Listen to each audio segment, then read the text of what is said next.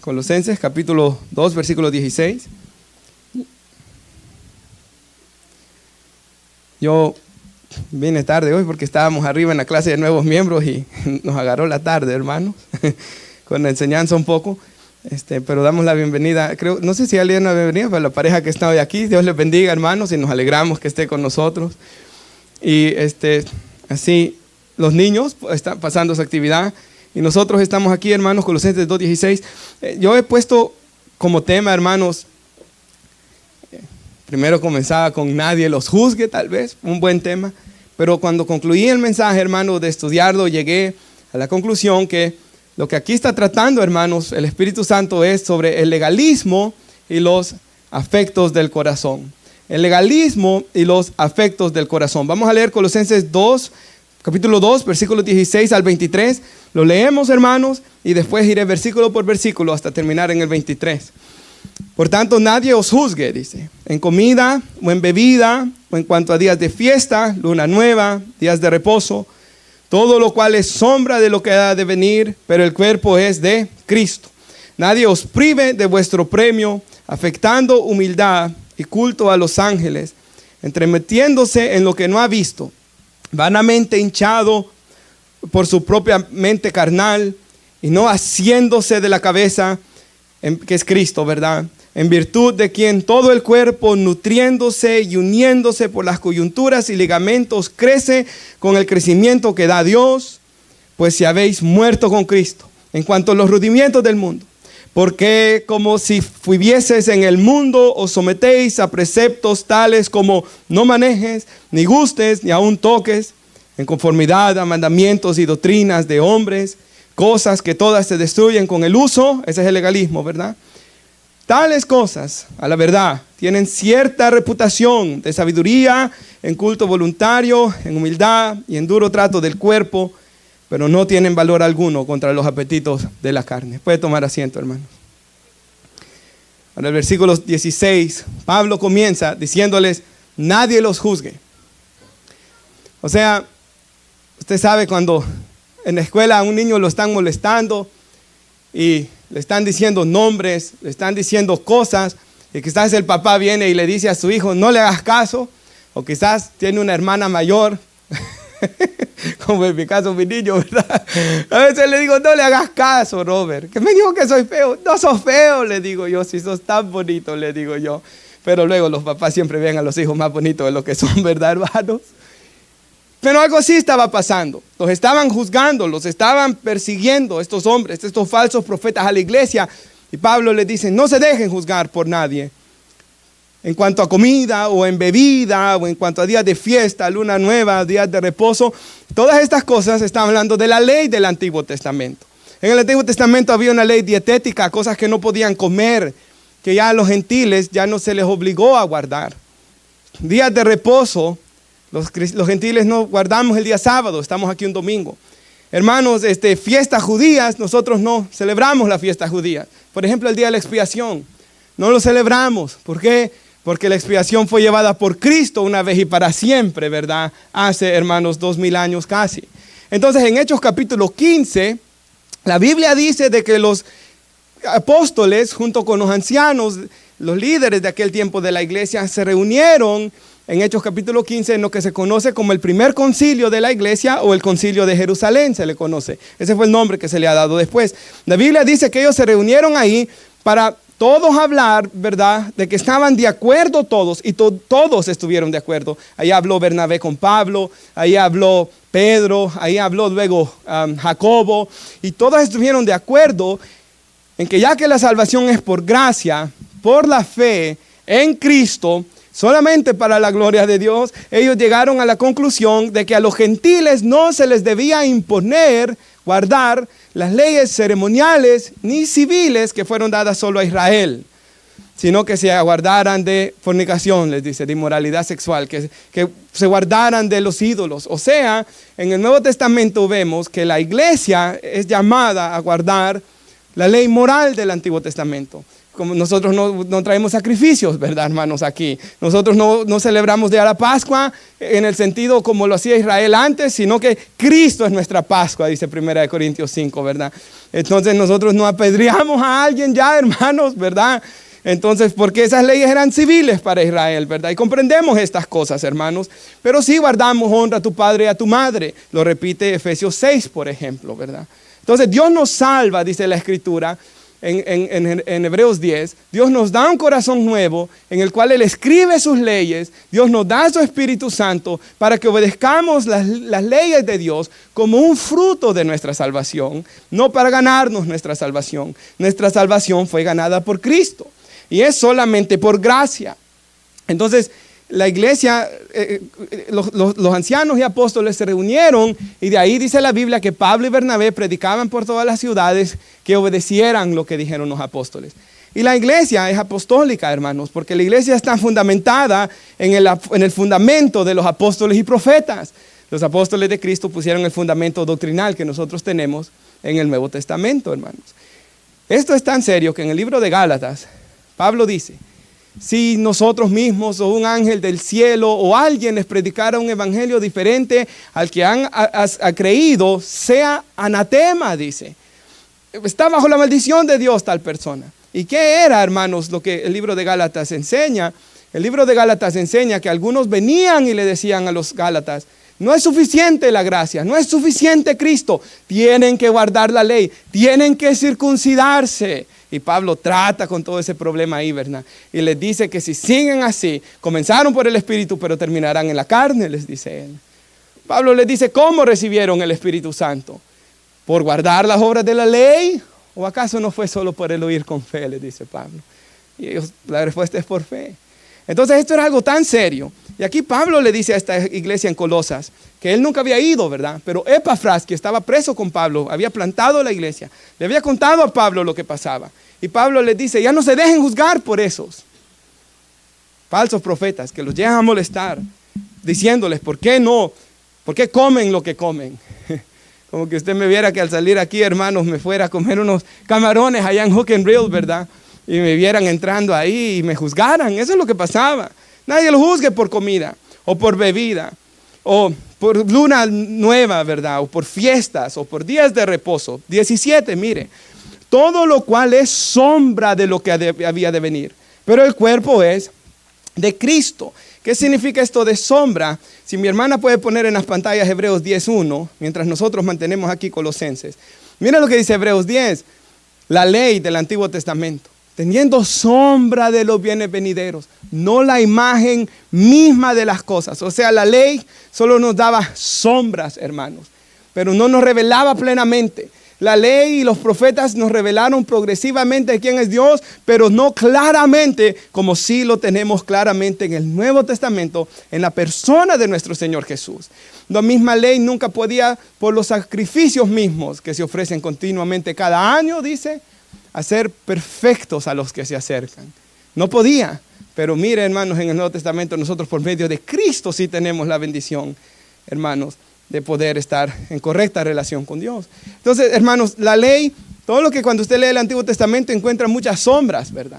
En Romanos 5, Pablo dice, por ejemplo, que Adán era una sombra de Cristo, ¿verdad?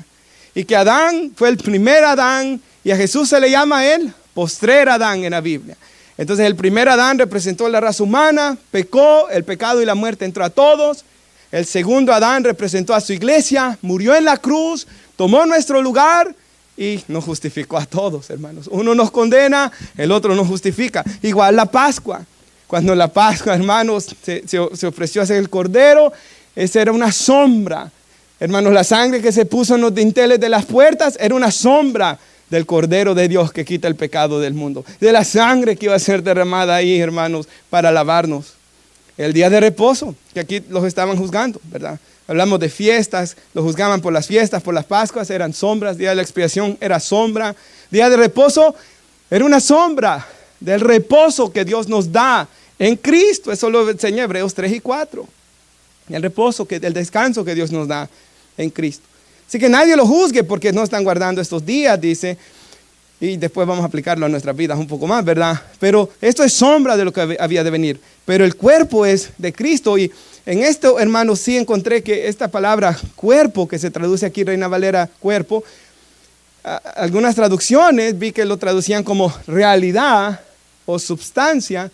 Y la razón es, hermanos, porque en el idioma griego, por ejemplo, que fue escrito en el Nuevo Testamento, a veces hay palabras que son tan ricas en contenido, por así decirlo, que no se puede traducir con una sola palabra, sino que hay tanta riqueza en esas palabras, en ese idioma. Y si usted habla inglés y español, vas a ver, hermanos, de que a veces hay palabras que uno quiere traducir de un idioma a otro y no puede darle el sabor, hermanos, que tiene en inglés, o el sabor, el poder que tiene en español.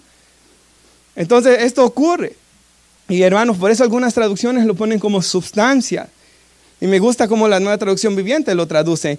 Estos son sombras, dice, pero la realidad, o sea, la sustancia, se halla en Cristo. Nuevamente, el Antiguo Testamento nos daba sombras de lo que había de venir, pero el cuerpo, ¿verdad? O lo que de verdad representaba, la realidad la encontramos en Cristo. Y mira el 18. Nadie los prive, lo tiene, de vuestro premio, afectando humildad y culto a los ángeles, entremetiéndose en lo que no ha visto. Y me gusta la Nueva Biblia de las Américas en esto, porque lo traduce basándose en las visiones. O sea, estas personas, hermanos, estaban diciendo que tenían visiones, y dice aquí que estaban dando culto a los ángeles, y dice que esto lo hacían vanamente, hinchado por su propia mente carnal. O sea, en su orgullo lo estaban haciendo con una mente carnal. ¿Y qué significa esto, hermanos? Yo sé que este pasaje de hoy de la Biblia no es tan fácil, ¿verdad? Quizás de leer, es especial cuando uno está comenzando, quizá. Pero recordemos siempre, hermanos, que la Biblia se interpreta con la Biblia, ¿verdad? Un pasaje de la Biblia se interpreta con otro pasaje de la Biblia. Y lo primero que yo hice cuando oraba en la semana o leía esto es, pues la Biblia nos dice que el culto a los ángeles está prohibido, ¿verdad? El mismo apóstol Juan trata de adorar 2 veces en Apocalipsis al ángel y el ángel no se lo permite. Así que este culto a los ángeles era algo errado, malo, que los falsos profetas estaban diciendo que tenían estas visiones para desviar a la gente de Cristo. Ahora, traté de indagar en cuanto a los que han estudiado un poco más la cultura de aquel tiempo. Y es difícil, hermanos, en cuanto a Colosenses, porque no hay tanto conocimiento de lo que ocurría en esta ciudad de Colosas como si lo hay de Éfeso, por ejemplo, ¿verdad? En Éfeso sabemos todo lo que pasaba. Y hermanos, yo pues tuve el privilegio de ir una vez a Éfeso y ver, hermanos, las ruinas, y hay tanta información. Pero en cuanto a Colosas no hay tanta. Pero dice, hermanos, algunos de los historiadores, que posiblemente aquí había un problema de gnósticos. De que los gnósticos, dice, y esto sí lo sabemos, decían que Jesús era un simple ángel, rebajándolo a un ser creado, ¿verdad? Como lo que ocurre hoy en día con los testigos de Jehová. Y por eso los falsos maestros estaban promoviendo este culto a los ángeles. Ahora, hermanos, lo que sí es de que ellos estaban ofreciendo este culto, ¿verdad?, a los ángeles. Y el versículo 19, mire lo que dice. Que al hacer esto, el 18, perdón, el final dice, vanamente, dice, hinchados, o puff up, dice en inglés, ¿verdad?, en orgullo, envanecidos por su propia mente carnal. Y el 19 dice, no haciéndose de la cabeza. O sea, hermanos, ellos no estaban de verdad en Cristo, es lo que Pablo les dice. No se dejen juzgar por estos hombres que tienen todas estas visiones y dan culto a los ángeles. No se dejen juzgar por estos hombres que les están diciendo que guarden días de reposo y luna nueva. Y por eso es importante, hermanos, ya nosotros en nuestros días, leer la Biblia, amar la palabra de Dios, conocer la Biblia. Hermanos, yo a veces, bueno, me voy a reprender yo solo a veces. Yo a veces me siento mal con los carros, porque yo a veces voy bien a ciegas a donde el mecánico. Y si yo voy donde un mecánico me puede engañar así, hermanos. Les soy sincero. Hasta a veces hay mecánicos que dicen que le hace algo malo al carro para que uno vuelva a ir, ¿verdad? Y yo cómo voy a saber si yo no sé de carros, hermanos. Un mecánico me puede engañar a mí. Por eso confío en el hermano Víctor y en el hermano Gilberto. Yo confío en ellos, hermanos. Bueno, he visto su corazón y sus frutos. Pero a lo que yo quiero llegar es, si yo conozco la palabra de Dios, si yo leo la palabra de Dios, no me puede engañar a alguien tan fácil. Y se acuerdan los de Berea, cuando Pablo les predicaba, revisaban con las escrituras para ver si era cierto. Eso fue, hermanos, lo que anhelaban los reformadores. Por eso dieron sus vidas para que todos pudiéramos tener la Biblia, para leerla, y sobre toda bendición tenemos al Espíritu Santo para enseñarnos, hermanos. Ahora, no haciéndose de la cabeza, en virtud de quien todo el cuerpo, nutriéndose y uniéndose por las coyunturas y ligamentos, crece con el crecimiento que da Dios. Y yo quisiera usar Efesios 4 en las pantallas, porque versículo 11 al 16, porque esto nos ilustra con muchas más palabras lo que Pablo dice aquí. Pablo dice, hermanos, que ahí ese Él está hablando de Jesús. Jesús nos constituyó a unos apóstoles, a otros profetas, a otros evangelistas, pastores y maestros. Dios nos ha dado todo esto. ¿Para qué a la iglesia? Para perfeccionar a los santos, para la obra del ministerio. O sea, cada uno de nosotros viene a la iglesia para servir, hermanos, para aprender a servir a Dios. Y venimos también para la edificación del cuerpo, para bendecirnos unos a otros, para ir aprendiendo de Cristo. Y mire lo que dice. Hasta que todos lleguemos a la unidad de la fe, dice, y del conocimiento del Hijo de Dios, a un varón perfecto a la medida de la estatura de la plenitud de Cristo. O sea, hermanos, aquí todos estamos mirando a Jesús, nuestros ojos están puestos en Jesús, queremos ser como Jesús. El pastor nos está predicando a Cristo todas las semanas para que veamos a Cristo, para que nos seamos transformados a la imagen de Cristo, porque el Espíritu Santo está obrando en nosotros el hacernos como Jesús. Vamos creciendo, hermanos, vamos siendo perfeccionados hasta llegar al conocimiento, a la unidad de la fe y del conocimiento del Hijo de Dios. Acuérdense que aún Jesús mismo dijo en Juan 17:3, esta es la vida eterna, que te conozcan a ti, el único Dios verdadero, y a Jesucristo a quien has enviado. Es imposible ser cristiano sin querer ser discípulo, sin ser discípulo. Somos estudiantes en una escuela, hermanos, en la escuela del Espíritu Santo, en la escuela de la palabra de Dios. Mire el 14, para que ya no seamos niños fluctuantes. Usted sabe que un niño cualquiera lo engaña. Llevados por doquiera de todo viento, dice, de doctrina, por estratagema de hombres que para engañar emplean con astucia las artimañas del error. Para que no se dejaran engañar, para que no fueran presa fácil. La iglesia en Colosenses, hermanos, estaba siendo atacada por estos hombres. Y los pastores debían enseñar para que no fueran presa fácil de todo aquel que venía a decirles. Porque, hermanos, yo me recuerdo una vez en el trabajo, un hombre me dijo, un compañero, ¿por qué ustedes se reúnen el domingo? Yo no era pastor todavía, ¿verdad? Pero le dije yo, bueno, el Señor Jesús resucitó el domingo, domingo es el día del Señor, le decía yo. Pero si me comenzó a citar todos los pasajes del Antiguo Testamento, pero dice el sábado, pero dice el sábado. O sea, lo que él estaba haciendo ahí es lo mismo que ocurre en Colosenses. Nadie lo juzgue por no guardar días de reposo. Y yo le expliqué lo que estoy explicando hoy, el concilio de Jerusalén, y le expliqué estas cosas, hermanos, por lo menos. Pero imagínense que yo no hubiera sabido nada. Y me dejo ir porque él me está diciendo el sábado. Me podría hasta haber ido de la iglesia, hermanos. Entonces debemos conocer la palabra de Dios, ¿verdad? Y yo debo enseñarla, hermanos. Yo debo enseñarla, ¿verdad? También. Y todos los que enseñan aquí también. Versículo 15. Sino que siguiendo la verdad en amor, crezcamos en todo aquel que es la cabeza. Esto es Cristo, ¿verdad? Y mira el 16. Es un versículo paralelo al de Colosenses. Quien todo el cuerpo bien concertado y unido entre sí por las coyunturas, se ayudan mutuamente. Hermanos, cada uno de nosotros debemos estar ayudando a un hermano en la fe. Ayudando a alguien, ¿verdad? Ayudándole a seguir adelante. Según la actividad propia de cada miembro. Mire, cada miembro activo, ¿verdad? Somos el cuerpo de Cristo, miembros los unos de los otros. A cada uno Dios le dio un don. Recibe su crecimiento para ir edificándose en amor. Porque si yo tuviera dones, dice Pablo, si yo hablase de lenguas angélicas, si yo tuviese fe que trasladase los montes, si yo entendiera todos los misterios, si yo diera todo mi dinero a los pobres, si yo diera mi cuerpo para ser quemado como un mártir y no tengo amor, de nada me sirve, dice él. Todo debe ser eso, hecho, hermanos, en amor. Y algo que yo pensaba, regresando a nuestro Colosenses, es, si usted ve, la predicación de estos falsos profetas era bien opresiva. Guarden la ley, guarden los días de reposo, no manejen, no toquen, no gusten, prohibiendo cosas que Dios no ha prohibido, ¿verdad? Yo me ponía a pensar, La gente que estaba bajo las enseñanzas de estos hombres tenían que haber salido frustrados cada vez que él les predicaba, él les enseñaba.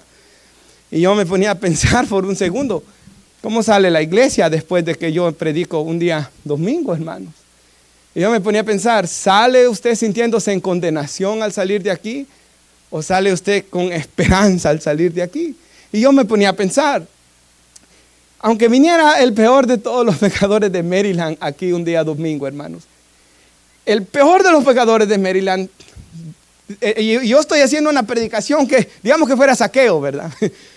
Y yo estoy hablando de los estafadores no heredarán el reino de los cielos, y estoy dándole en todo su pecado, y ahí está Zaqueo cayéndole. Y siente condenación. Como dice el himno, ¿verdad? Cuando he caído en tentación, al yo sentir condenación, al ver al cielo encontraré al inocente que murió. Y luego que yo he predicado contra el pecado, comienzo a hablar de Cristo. Y Él murió por ti. Y Él puede cambiar tu vida. Ese Zaqueo, aunque ese día no entregue su corazón a Cristo, debe decir, voy a volver a ir. Porque Cristo, hay esperanza. Puedo salir de esta vida. Ahora, si cree en Cristo, debe salir limpio, hermanos. La sangre de Cristo es poderosa para limpiar nuestras conciencias. Hebreos 9:14. Y debe de salir con gozo por quién es nuestro Salvador y por lo que Cristo ha hecho. Entonces, por eso es importante predicar cristocéntrico siempre, ¿verdad, hermanos? Pero mire el 20. ¿Lo tiene el 20, hermanos? Entonces, estaban estos hombres molestándolos, ¿verdad? Con todas estas cosas de visiones y de esto.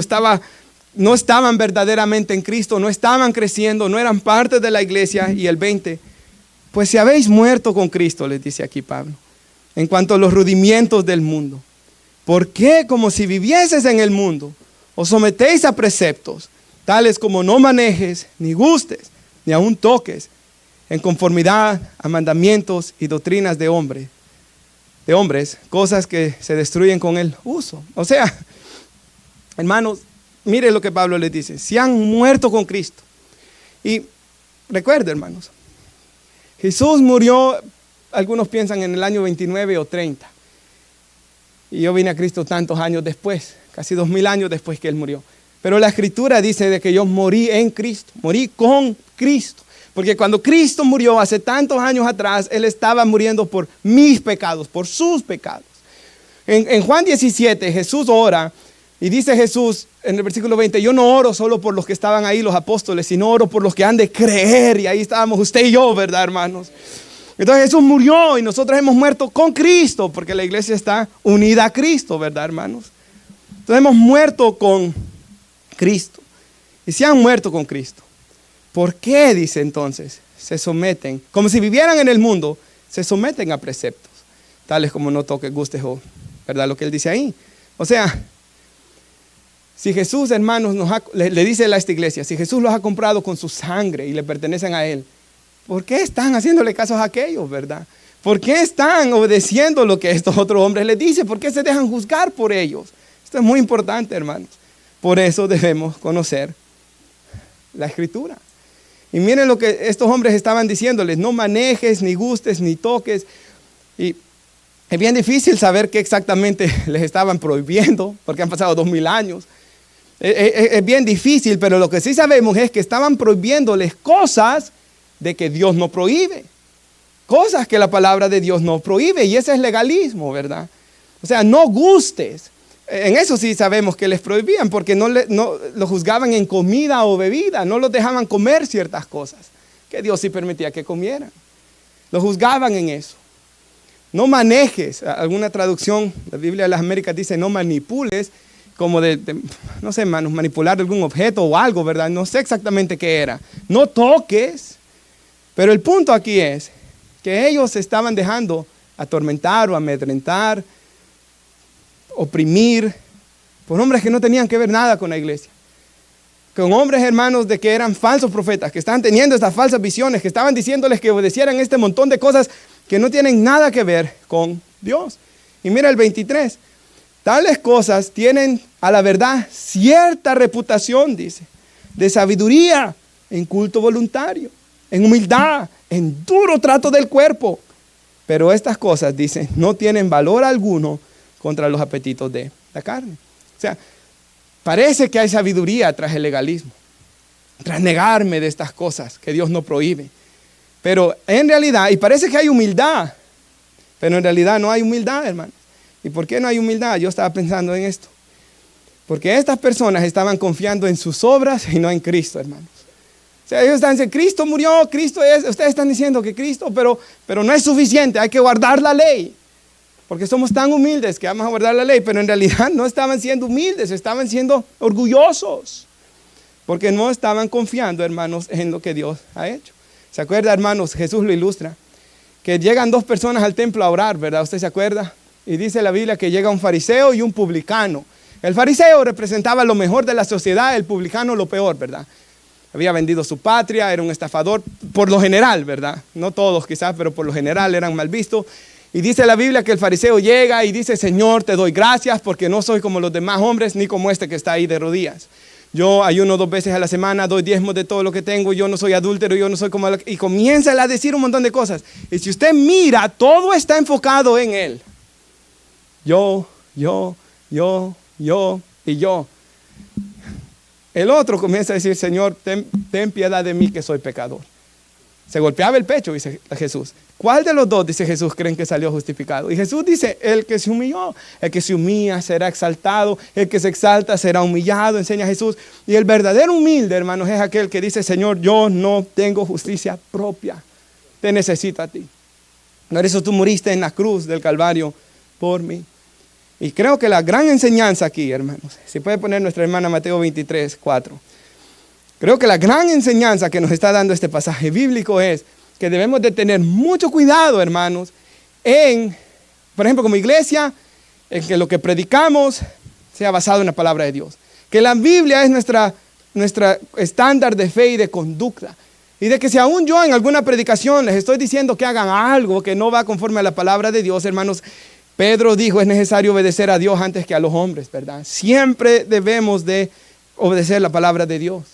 Y los fariseos hacían esto, hermanos. Los fariseos tenían una tradición con muchos mandamientos extra que habían puesto sobre el pueblo de Dios. Y Jesús los describe así.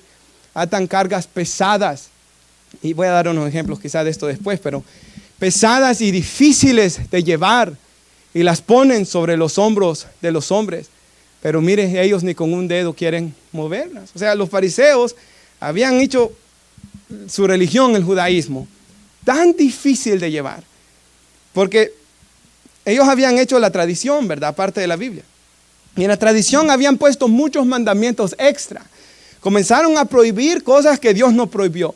Y el motivo original habrá sido bueno, porque el motivo originalmente fue para no desobedecer a Dios, para asegurarnos de no desobedecer, vamos a hacer estas cosas. Dios permite dar 40 azotes al criminal, solo vamos a dar 39. Entonces, comienzan con cosas que parecen buenas, pero después fueron añadiendo un montón de cosas. Y si nuestra hermana puede poner Marcos 7:5, perdón. Mira aquí. Los discípulos están rascando espigas, dice la Biblia, y están comiéndoselas con manos inmundas. O sea, no habían hecho los ritos de purificación, tenían que lavarse las manos mirando así, después hacia abajo, echarse agua, y era todo un rito.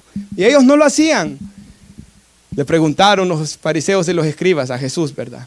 ¿Por qué tus discípulos no andan conforme a la tradición de los ancianos, sino que comen pan con manos inmundas? Y miren lo que Jesús le dice.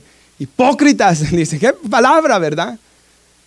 Bien profetizó de vosotros Isaías, como está escrito. Este pueblo de labios me honra, mas su corazón está lejos de mí, pues en vano me honran, enseñando como doctrinas mandamientos de hombres. Vemos, hermanos, que a Dios no le gusta que nosotros estemos inventándonos cosas. Aún como papás, en la manera que queremos disciplinar a nuestros hijos, nos dice la Biblia en Efesios 6, ¿verdad? Con disciplina y amonestación del Señor. O sea, yo no hago lo que yo quiera en mi casa. A veces pensábamos, ¿verdad? Cuando me vaya a la casa de mis padres, yo voy a hacer lo que yo quiera en mi casa. No, hermanos. Si usted es cristiano, no. No. Engañoso es el corazón más que todas las cosas y perverso, dice Jeremías, ¿verdad? Hermanos, yo no puedo hacer lo que yo quiera. Yo debo ser guiado por el Espíritu de Dios y lo que Dios quiere que yo haga. Mire, porque dejando el mandamiento de Dios se aferran a la tradición de los hombres. Y aquí da el ejemplo Jesús, los lavamientos de jarros y de vasos de beber y hacéis otras muchas cosas semejantes. Les decía también, invalidáis el mandamiento de Dios por guardar vuestra tradición. Y luego Jesús da el ejemplo ahí de que ellos no dejaban a las personas honrar a sus padres por un montón de técnicas, reglas que habían hecho y un montón de cosas, hermanos, y habían invalidado el mandamiento por un montón de mentiras, hermanos, prácticamente que se habían inventado. Entonces tenemos que tener mucho cuidado siempre en estas cosas, hermanos. Y algo que yo pensaba, les han puesto estas cargas pesadas. La gente, me imagino, que salía frustrada de escuchar esas enseñanzas, como que nunca podían agradar a Dios. Era tan imposible agradar a Dios. Y yo me imagino, por eso Jesús dijo en Mateo 11:28, venid a mí, todos los que estáis, ¿qué? Cargados y trabajados. Yo lo leía siempre pensando en la gente de mis días, ¿verdad? Cansadas del pecado, cargadas de lucha. Y es cierto, pero una vez me puse a pensar en los receptores originales. ¿Cómo lo recibieron ellos? Cargados de lo que decían los fariseos, cargados de la opresión del gobierno romano, cargados de la opresión del pecado, de Satanás. ¿Usted se imagina? Pero ¿cómo dijo Jesús? Venid a mí los cargados y trabajados y yo los haré, ¿qué? Descansar. Y luego lleven mi yugo sobre ustedes. Y el yugo, usted sabe, la yunta de bueyes que se le ponía el yugo, quedaban amarrados, ¿verdad? Así como cuando uno se casa, por eso dice, no se casen en yugo desigual, porque usted se va a amarrar con la persona, hermanos. Entonces, cuando usted viene a Cristo, si usted de verdad viene a Cristo, usted es la novia, como dice Pablo a los Corintios, yo los quiero presentar como una novia pura, virgen pura, dice al Señor, ¿verdad? Usted se ha venido a unir con el Señor. Usted camina la vida con el Señor a su lado. Pónganse mi yugo. Aprendan de mí, dice Jesús, que soy manso y humilde de corazón. Tierno y humilde, dice alguna traducción, de corazón. Y entonces van a encontrar descanso para sus almas. El Evangelio debe ser gozoso y deleitoso. Y debe de darnos descanso, hermanos. Y luego dice él, descanso para vuestras almas, porque mi yugo es fácil y ligera mi carga, dice él aún. Hermanos, como iglesia debemos de tener mucho cuidado, ¿verdad? De no prohibir cosas que Dios no prohíbe. Yo en los años, ¿verdad? De 16 años cumplí desde que bauticé hace el principio de este mes, pero ya he estado en la iglesia como más de 18 años, creo ya yo. Pero en todo ese tiempo, desde que yo entré a la iglesia como un adolescente, ¿verdad? Hasta lo que he visto hoy, he visto que a veces hay hermanos que, no en nuestra iglesia, ¿verdad? O quizás, pero que prohíben a los hijos cosas que no tienen nada que ver. Me recuerdo un hermano de que, por ejemplo, vinieron sus hijos de nuestros países, hermanos, con un talento extraordinario para jugar fútbol, y él no les permitía. Y hermanos, ¿es malo el fútbol? Puede ser malo. Cuando usted va a veces, yo sé que hay muchas ligas hispanas, yo he ido a evangelizar, a veces a dar tratados y hay el montón de alcohol y ese movimiento feo, pero le aseguro, porque yo fui a Glenburnie High School, en la escuela no es así. Yo jugaba ahí con los jóvenes. Yo, hermanos, en el equipo yo sé cómo eran. Es más, hasta tenía que sacar buenas notas para estar ahí. Y es probado que los deportes les ayudan grandemente a los niños. El ejercicio es bueno para nuestra salud.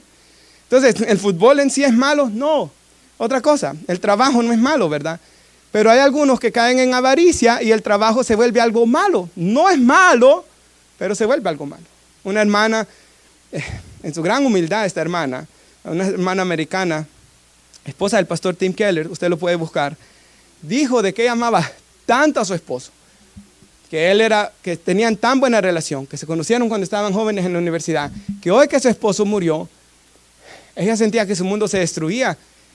Y dice que ella pensó, perdóname Señor, ¿será que he hecho un ídolo de mi esposo? O sea, el esposo fue buen creyente, pero aún eso ella dice, Señor, demasiado quizás lo he torcido y he hecho hasta un ídolo de él, dijo ella. Y se arrepintió, dice, de su pecado. Por ejemplo, yo hermanos, es que cosas buenas las podemos hacer a veces malas, ¿verdad? Pero por eso no las debemos prohibir. Por ejemplo, hay gente de que si le toman una foto en la playa, ya disciplina en cierta iglesia. ¿Es la playa mala? Algunas quizás sí son malas, ¿verdad, hermanos? Yo sé que hay algunas que tienen mala reputación, pero no todas son malas. No todos los lugares. O en nuestro país quizás nos decían, comer carne en Semana Santa es malo y no lo hagas. ¿le hace el no comer carne en Semana Santa más santo? Si es un mandamiento inventado y no en la Biblia. El no jugar fútbol, el no ir a la playa. Yo les voy a dar otro ejemplo que a mí me parece muy importante, muy interesante. Una vez estaba yo en la iglesia y me recuerdo que había una enseñanza donde una señora le estaba enseñando a los adolescentes. Y yo era el maestro de adolescentes, pero esta señora estaba enseñando esa vez y la señora les dijo a las jóvenes que tenían que tener el pelo largo hasta cierta medida. Y les dijo la medida. Cuando terminó la clase, yo me acerqué a la señora y yo le dije, ok, hermana tal, yo entiendo 1 Corintios 11 dice, perdón, 1 Corintios, no me recuerdo el capítulo, creo que es el 11, donde dice que al hombre le es honroso el pelo corto, ¿verdad? Y a la mujer le es honroso el pelo largo. Y sin lugar a dudas, le digo yo el día de mañana cuando me case, le digo, no conocía ni a mi esposa en ese tiempo, hermano, estaba bien jovencito yo, ¿verdad? Con unos 20 años. Yo quiero casarme con una joven que tenga su pelo pues largo, le digo yo, ¿verdad? Bonito, ¿verdad? A mí no me gustaría que mi novia anduviera con el corte de pelo que yo ando, le digo yo. Para mí eso fuera horrible, le digo yo. Pero, le dije yo, eso dice la Biblia, que la mujer debe ser femenina, el hombre masculino, que la mujer debe usar ropa de mujer, el hombre la ropa de hombre, pero ¿de dónde se saca la medida? Le dije yo. Porque usted le ha llegado a decir que tienen que tener hasta cierta medida. Muéstreme con la escritura dónde lo sacó. No podía, hermanos. Entonces, ese es un problema a veces, porque yo estaba viendo después, me recuerdo esa vez, fui y busqué en internet de dónde venía esto, y comencé a ver fotos, hermanos, de el movimiento metodista hacia el final de los 1800, principios de los 1900, donde las mujeres, en el movimiento, la denominación metodista, salió un grupo que se le llamó Holiness, de la santidad, y ahí las mujeres se dejaban el pelo hasta el piso de largo. Pero el problema aquí es lo que dijo al final Pablo. Parece que tiene reputación de humildad. Parece que es bueno que estén tratando duramente su cuerpo por medio de todas estas reglas. Pero eso no tiene valor alguno contra los apetitos de la carne. No va a ayudarle a vencer el pecado eso. No ayuda nada. ¿Y por qué lo quiero decir? Paul Washer tiene una frase que cuando yo la escuché sentí que de verdad me iluminó. Él dice, el legalismo, o sea, mandamientos, prohibirle a la gente cosas que Dios no prohíbe, el legalismo termina siempre en sensualismo, dice, y en inmoralidad. ¿Y por qué, hermanos? Yo pensaba en esa frase hoy y pensaba en la semana mientras oraba. ¿Por qué? Porque digamos que yo comienzo a ponerme todas estas reglas. No puedo ir a la cancha, no puedo ir a la playa. Es más, quizás hasta abandono el trabajo porque estaba haciendo un ídolo. No, yo no sé, hermanos. La mujer, ¿verdad? Me voy a dejar el pelo hasta acá. Pero eso no le va a ayudar contra el pecado. Porque el problema es esto. Y yo he visto que a veces esto ocurre con el que es legalista. Se pone todas estas reglas encima para tratar duro su cuerpo, dice aquí Pablo, para castigarse. Pero en su corazón sigue deseando el pecado. Y llega un punto donde ya no puede con la frustración que se ha puesto él solo, de los látigos que se da él solo, de las reglas que él solo se pone. Llega un punto donde él ya no puede consigo mismo. ¿Y qué hace? Se va a pecar. Si es un hombre luchando con lujuria y estas cosas, si comienza a tratar de castigarse y de ponerse reglas fuera de la palabra de Dios, va a llegar a un punto donde ya no va a aguantar más. Y ahí es donde vemos hombres que de repente salen huyendo con la esposa. ¿Y cómo? De repente pasó con otra mujer, abandonan a su esposa, salen huyendo con otra mujer. ¿Y cómo pasó? Porque en su corazón él nunca dejó de amar el pecado. Entonces, hermanos, el legalismo no cambia el corazón. Mandamientos extra bíblicos no cambian a nadie. ¿Cómo alguien puede cambiar entonces? Mire lo que dice el Señor Jesús, Juan 14, si lo puede poner nuestra hermana, versículo 18. Si me aman, dijo Jesús, guardarán ¿qué? Mis mandamientos. O sea, para vivir una vida en santidad, hermanos, lo que yo necesito es, primero, no poner mandamientos extra. Necesito amar a Dios, conocer la palabra de Dios, obedecer la palabra de Dios. Y mire lo que dijo Jesús, si me aman, guardarán mis mandamientos. Y el 16 dice, y yo rogaré al Padre y os dará otro consolador. Ese es el Espíritu Santo, ¿verdad, hermanos? La famosa palabra paracleto, uno que está llamado a ayudarnos, a caminar con nosotros, el Espíritu Santo. Para que esté con vosotros por siempre. El Espíritu de verdad, dice, al cual el mundo no le puede recibir porque no le ve ni le conoce, pero vosotros le conocéis porque mora con vosotros y estará en vosotros. Y si el 18 les dice, no os dejaré huérfanos, vendré a vosotros. O sea, Jesús no nos dejó solos para vivir la vida cristiana. Él nos ha dejado el Consolador, el Espíritu Santo. Y el Espíritu Santo, hermanos, o sea, mi obediencia debe de venir de amar a Dios. Pero yo, ¿cómo voy a amar a alguien que no conozco? Por eso necesito nacer de nuevo. Y necesito pasar tiempo con Dios y conocer más a Dios y tener comunión con Dios. Y mi obediencia debe de fluir de mi amor a Dios.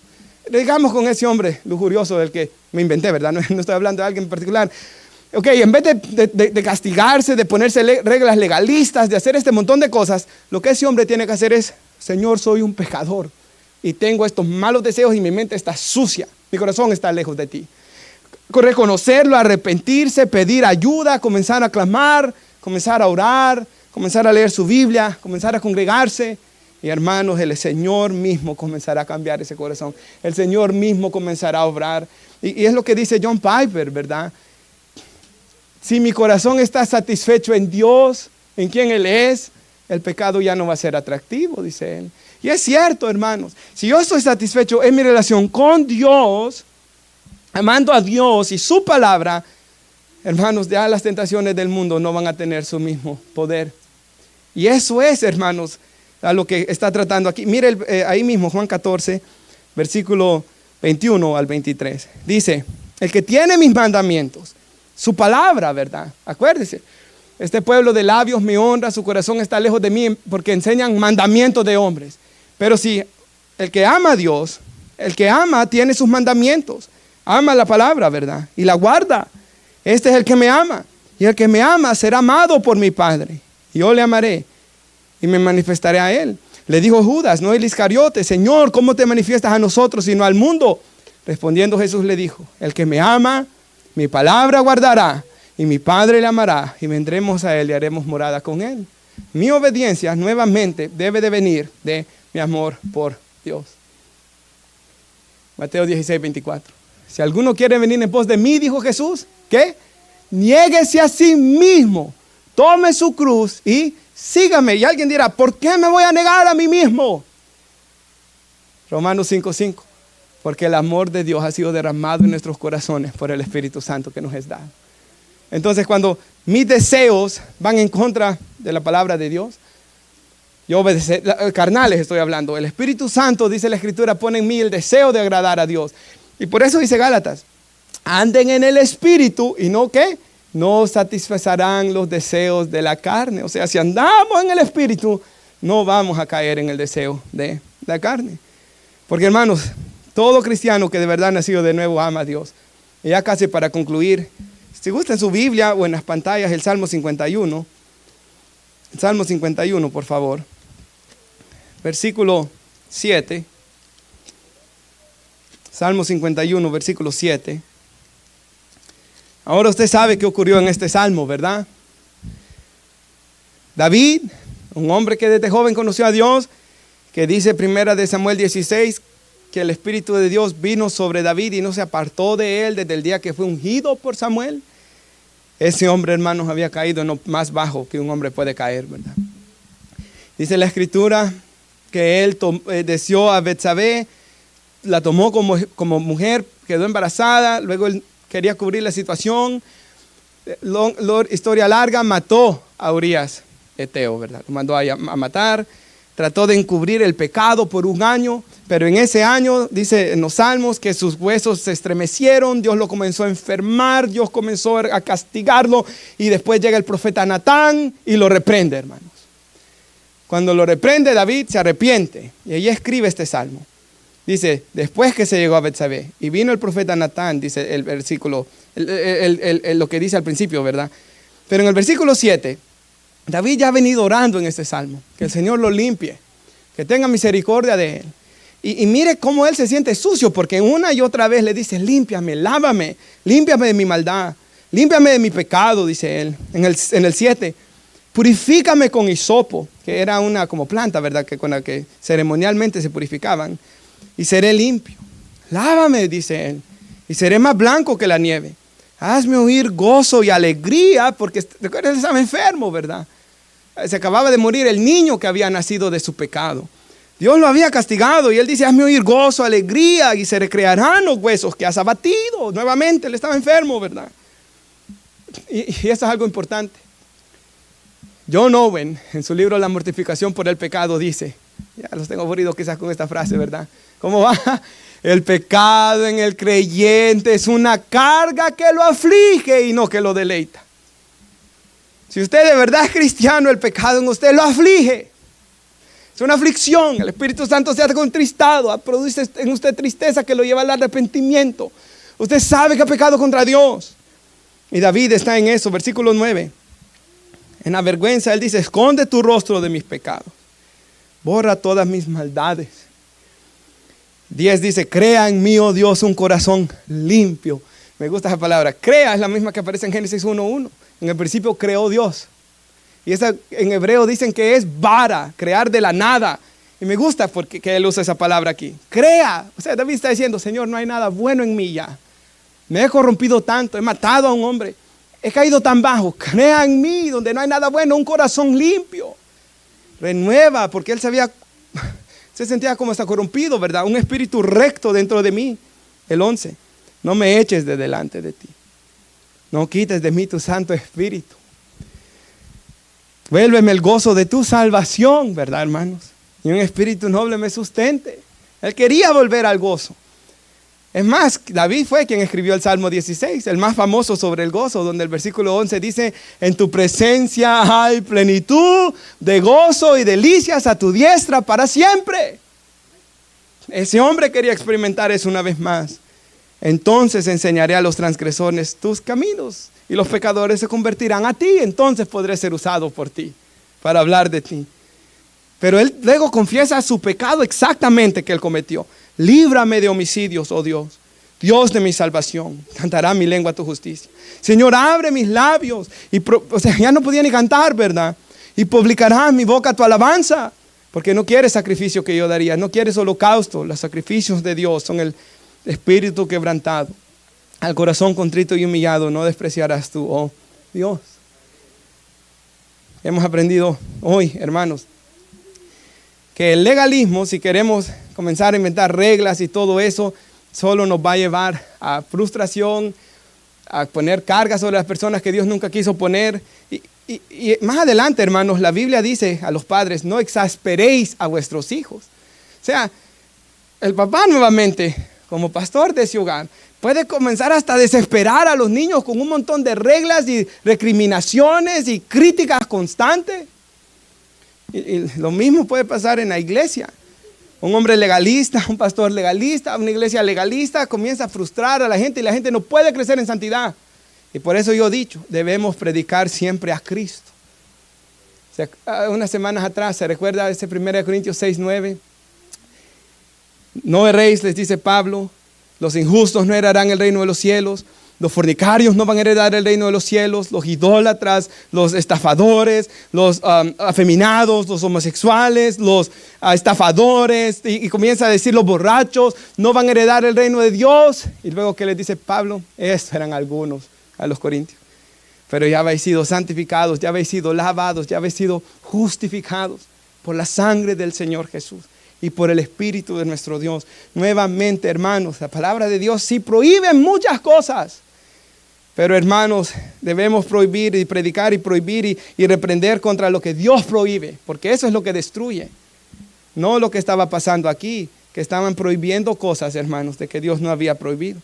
Y el antídoto contra el legalismo es la gracia, comprender el evangelio de la gracia, ¿verdad? Y mi relación debe de fluir de mi obediencia debe fluir de mi comunión con Dios.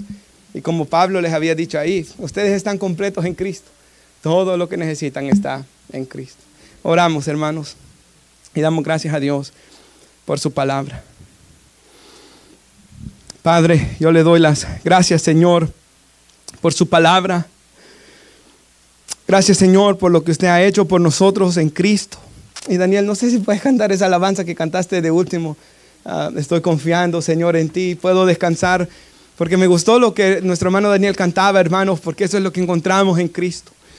Y ahí, hermanos, tome un tiempo para orar y hable con el Señor. Y dígale ahí donde usted está, hermanos, cuánto usted lo ama, cuánto usted lo aprecia. Y sea sincero, hermanos. Si usted siente que no ama a Dios, dígale, cámbiame. O si usted le está pasando lo de la iglesia de Éfeso, que perdió su primer amor, confiéselo. El primer paso es confesar su pecado, pero recordando que Jesús es nuestro gran sumo sacerdote. Recordando que si hemos pecado, abogado tenemos para con el Padre. O sea, nadie hoy vaya a salir, hermanos. Puede estar desanimado en su vida, quizás en desobediencia. Sí, arrepiéntase, pero venga a Cristo. Él es amplio en perdonar. Él es misericordioso. Su sangre nos limpia de todo pecado. Primera de Juan 1:9 dice que si confesamos nuestros pecados, Él es fiel y justo para perdonarnos y limpiarnos de toda maldad. Así que, hermanos, si usted quiere ahí como está, orar, confesar su pecado, a pedirle al Señor que lo ayude. Pídale al Señor que lo llene de su espíritu. Pídale al Señor que usted se pueda sentir gozoso y feliz y completo en Él. Hermano que está aquí, hermana, examine su corazón. ¿Desea algo que Dios prohíbe en su palabra? ¿Desea algo? Riquezas, quizás en el sentido de